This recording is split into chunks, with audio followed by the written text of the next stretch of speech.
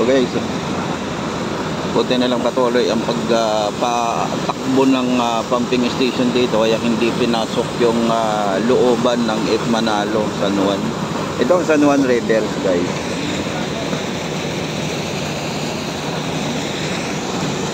Ito yung pumping station dito. Ayan yung si bro, masipag maglinis ng basura. Naagapan paglinis.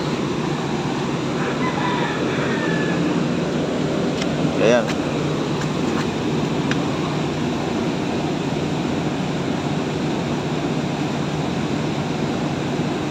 Yung tubig na dumadaloy dito nang galing dyan sa itaas sa Barangay San Perfecto. Ayan.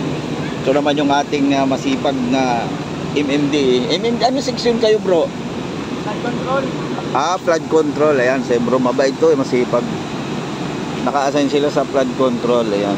Dito siya sa pumping station mismo naka-assign. Shout out sa iyo bro, sa sipag. Ayan. Dito uli natin yung dito.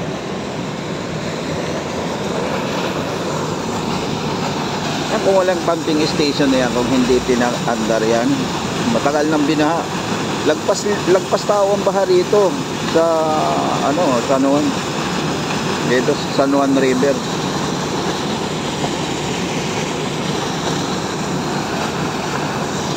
Pero ang tubig hindi pa rin bumababa, ganun pa rin siya.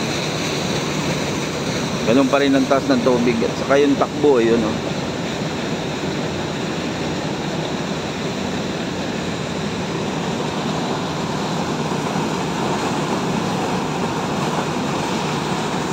pumping station, ayan. Malaking bagay ito, kaya hindi binabahang San Juan. Pag mula ito nilagyan ito ng pumping station dito, hindi na binasawa nandiyan sa San Juan. Malaking bagay, maganda talaga pagka may pumping station ng isang lugar.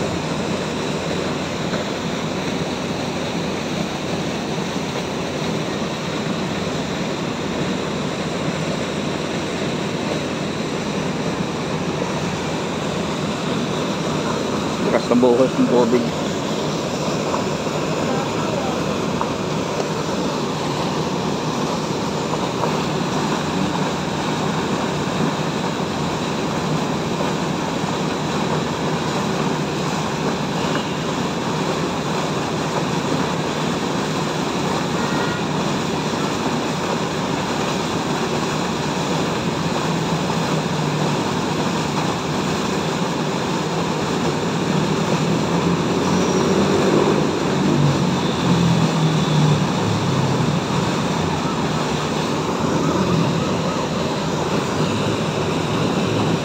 Dami nakukuha ang basura. Nanggagaling yan sa mga manhole doon sa taas sa Barangay San Perfecto.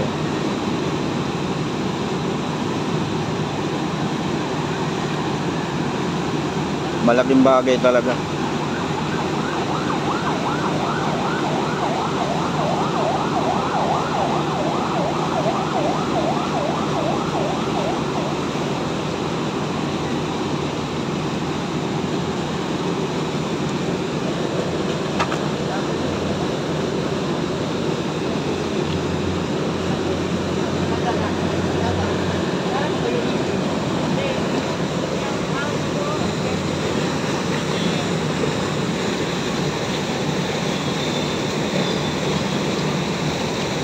Ito mo, ang bilis, ang lakas ng agos Meron pang ipo-ipo Ayan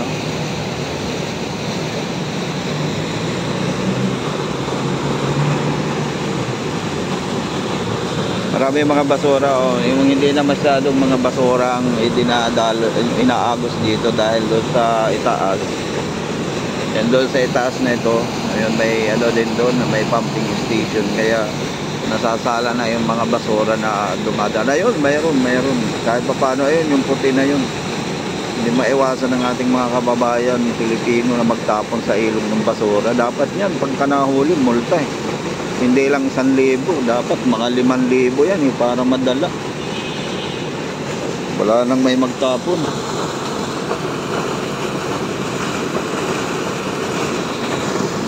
Ito naman, medyo tumitigil ang takbo ng makina.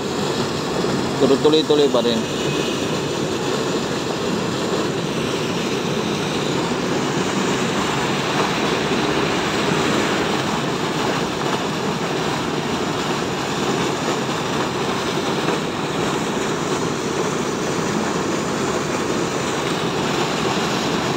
Takas ng buhos ng ano, pumping station, no? Seconds lang, drum ang ano nito eh, inilalabas na tubig galing dito sa mga manhole.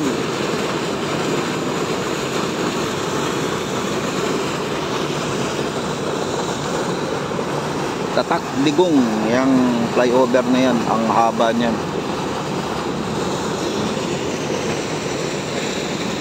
Medyo bumaba na ang tubig, guys. Salamat naman sa mahal na Panginoong Ama. Ayun, no?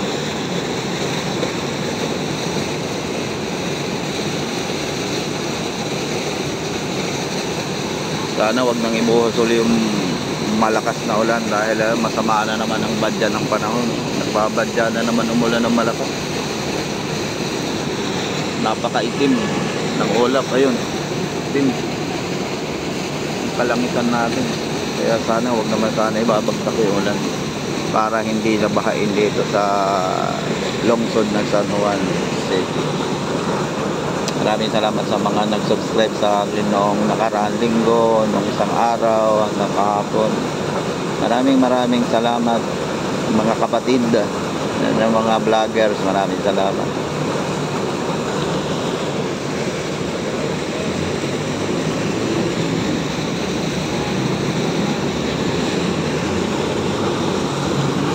Ito, lumakas uli yung buhos ng tubig, guys. Kasi minsan yung makina pala talaga nitong pumping station, minsan nag-automatic, humihina yung andar. Ayan. Tapos yung operator, ito si bro, yung operator sa flood control sila naka-assign yan. Masipag, matyaga maglinis, oh. Yung mga basura inaahon niya, galing yan doon sa taas sa San Perfecto. Dito ang bagsak, kaya ito pinagtatagaan niya linisin, sinusundot niya, inaahon niya.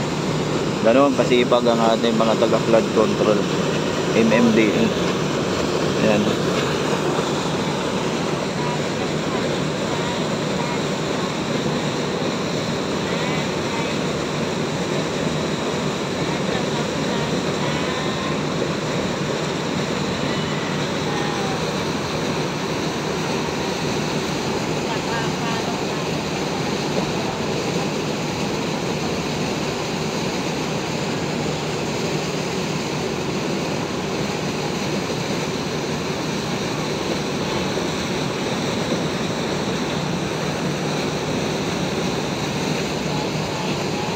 Kunti na lang para abutin yung ano ng tulay ng San Juan.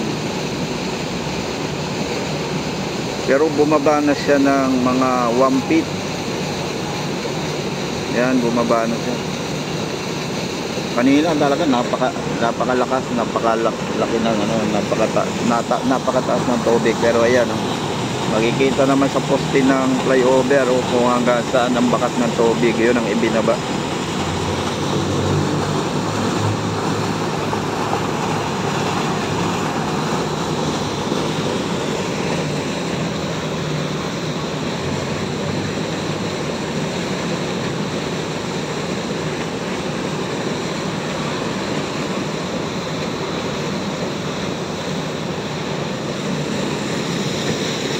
So, may mga basura din dito, bumigilid, oh.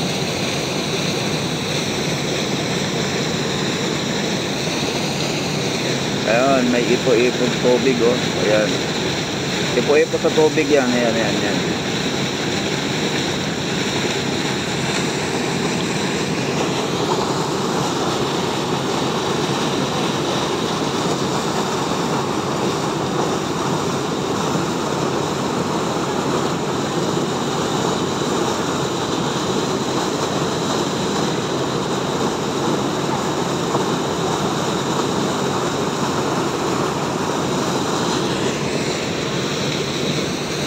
Maliliit na basura, oh, lumulusot.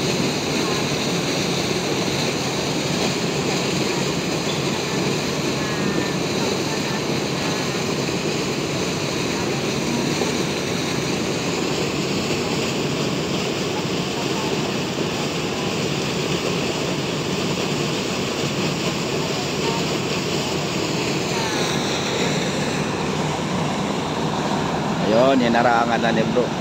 Ayan, nilagyan na ng ribbon. Ayan. Bawal sumilip. Ayan. Sipag natin na load controller sila naka-assign. MMDE, wala na, okay na. Sige guys, maraming salamat sa mga nag-subscribe. At siyempre ba, magandang umaga, araw ng Webis, date sa 31, ayun na, ng buwan 2023. Maraming salamat guys. Maglalagaut muna tayo. Maraming salamat sa mga nag-subscribe noong nakaraan linggo, noong isang araw, kahapon, at sana mayroon din ngayon. Ayan Solid North bus. Ayun, maraming salamat. Tatak Digong itong flyover na ito. Maraming salamat. Bye bye sa inyong lahat.